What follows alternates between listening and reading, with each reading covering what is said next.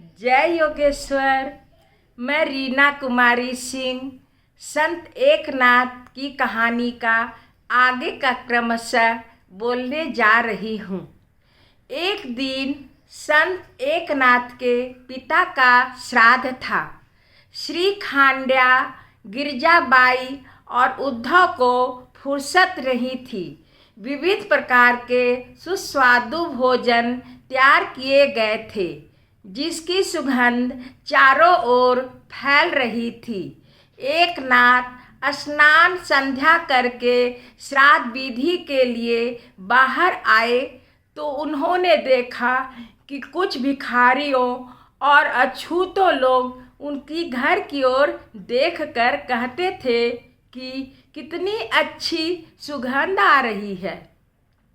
उसी समय उनमें से एक स्त्री ने कहा कि ऐसा सुस्वादु भोजन तो ब्राह्मणों को मिलता है, हम लोगों को कहाँ से मिलेगा।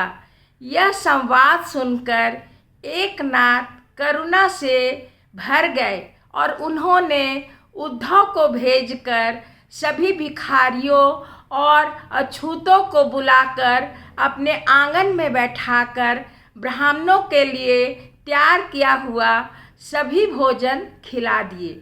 उसके बाद गिरजाबाई पुनः स्नान कर उत्तमोत्तम पदार्थ तैयार की और ब्राह्मणों को भोजन करने के लिए बुलाया।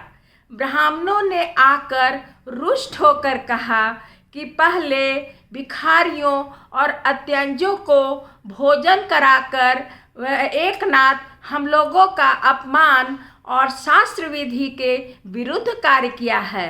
अब हम यह उच्छिष्ट भोजन कैसे कर सकते हैं।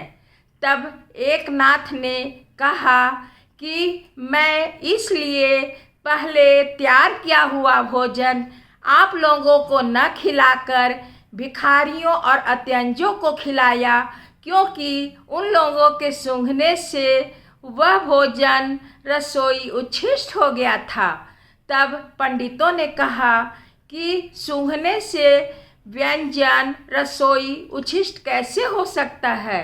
तब एकनाथ बोले कि सौत्रामणि यज्ञ में भगवान को सूरा का नैवेद्य चढ़ाया जाता है, परंतु ब्राह्मण लोग सूरापान नहीं करते, इसलिए वे उसे सूंघकर फेंक देते हैं।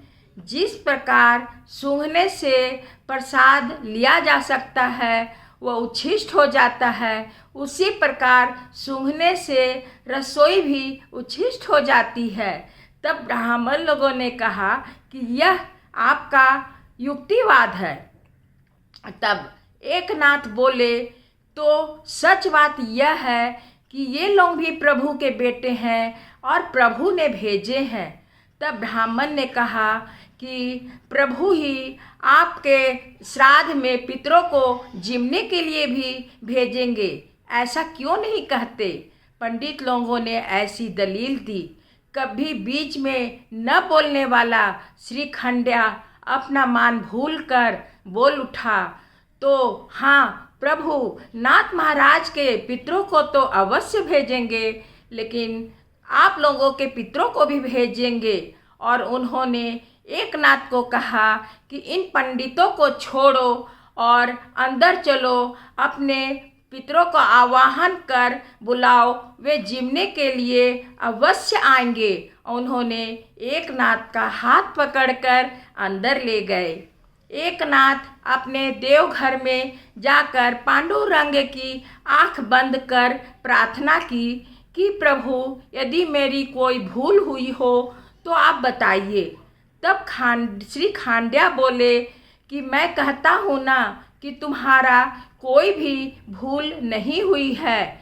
भगवान ने तुम्हारे गांव के भी कई पितरों को यहाँ जिमने के लिए भोजन करने के लिए भेजे हैं। श्री खांड्या के कहने पर जब एकनाथ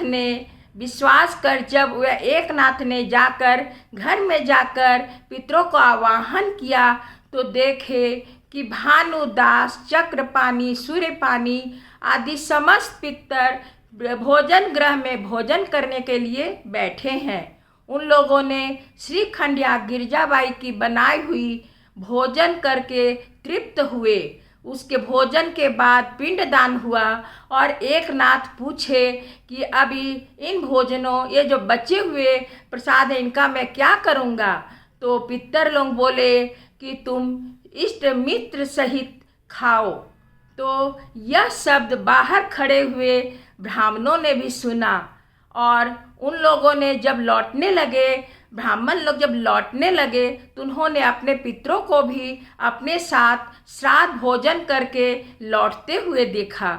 इस प्रकार एक नाथ की कृपा से उन लोगों को भी, सभी ब्राह्मणों को अपने पितरों का दर्शन हो गया।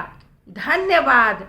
यदि यह एपिसोड कहानी का अंश अच्छी लगी हो तो लाइक और सब्सक्राइब अवश्य कीजिए।